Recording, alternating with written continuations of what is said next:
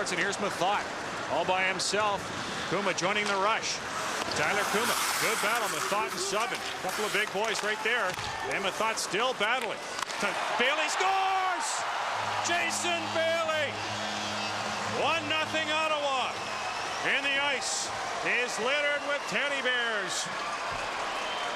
Where's your teddy bear? I'm just one big teddy bear. I don't want to respond to that. Oh, what a great play. As you see the teddy bears coming down, and this will take a while to clear up. But Matthew Mathot does all the work on that play. Jason Bailey comes streaking in at the end, but what an effort by Matthew Mathot to set up that goal. First of all, bringing the puck in, battling someone behind the net, then finding the puck again, getting it out to Jason Bailey, who just buries it past Mike Murphy. And I don't think Murphy didn't have a chance on that. No, there was a quick pass, but you have to wonder, the defender on Bailey's side left his man. He was all by himself. Yeah, that's Jeff Killing coming over to try and help out Subban on Matthew Mathot, and just got caught halfway in between the goaltender and the shooter, and Jason Bailey. Bailey comes out from about the blue line, and Matthew Mathot spots him. So just once again a great pass, bad defensive play by Jeff Killing as he tried to cheat over a little bit.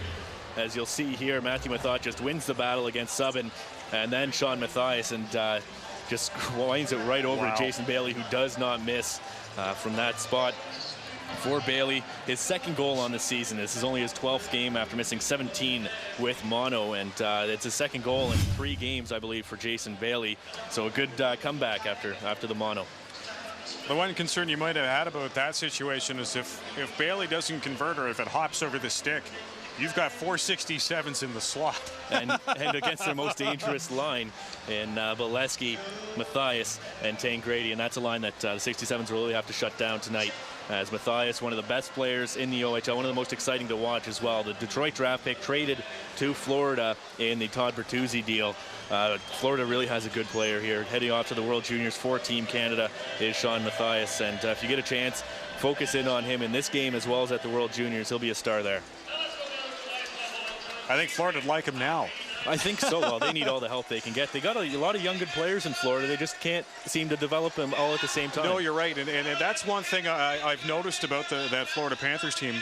For one, I was always a big fan of the Jacques Martin coaching system, but when you looked at all the players that they drafted in the Ontario Hockey League, and obviously we focus on that, so we've got a little bit more background on that. Holy cow, between Nathan Horton, Anthony Stewart, Stephen Weiss, we saw them all come through here in the Civic Center. Yeah, and wow. They're just great players, but they're still very young. Stephen Weiss, I believe, is 24. Nathan Horton's 22. Jay Bomeister back on the back end is still very young. His third year? Yeah, he came up as a 19-year-old, and he's just going to continue to get better. He's playing well.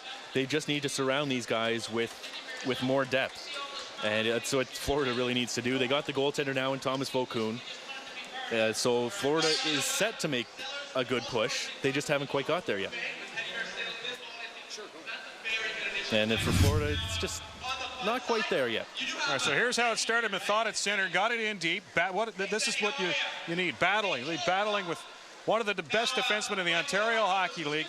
He won that one and drew the extra defender across and got that pass across. Yeah, there's 2 World Junior players right there, Sean Mathias and PK Subban, going after Matthew Mathot, and Mathot out-muscles Subban and just keeps the puck away from Sean Mathias. Does a great job of keeping his head up on a swivel, making sure he knows where his line mates are, and hits Jason Bailey. The 2 overagers connecting on a great scoring play.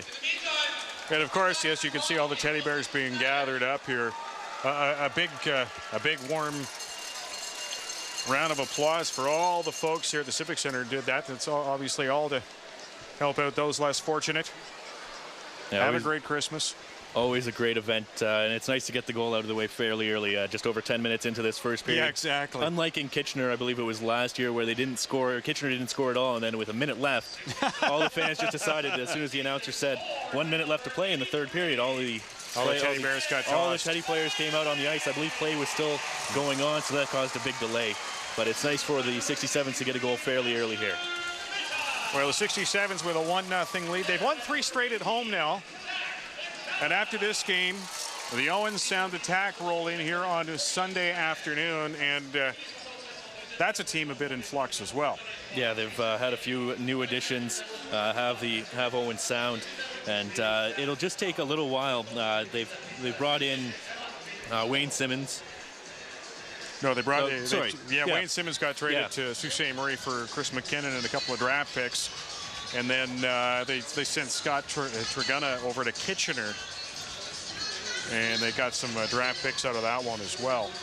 Yeah, they got a 08 second rounder in the Simmons deal, as well as a 010 or 2010 second rounder, and then in the Triguna deal they picked up a third rounder in 09 and a second rounder in 2010. So they're hoping for the future, obviously. And Owen Sound has got the prototypical Eastern Road trip, 3 games in 2.5. They're in Kitchener tonight, Bellville tomorrow night, and then they're here in Ottawa Sunday afternoon.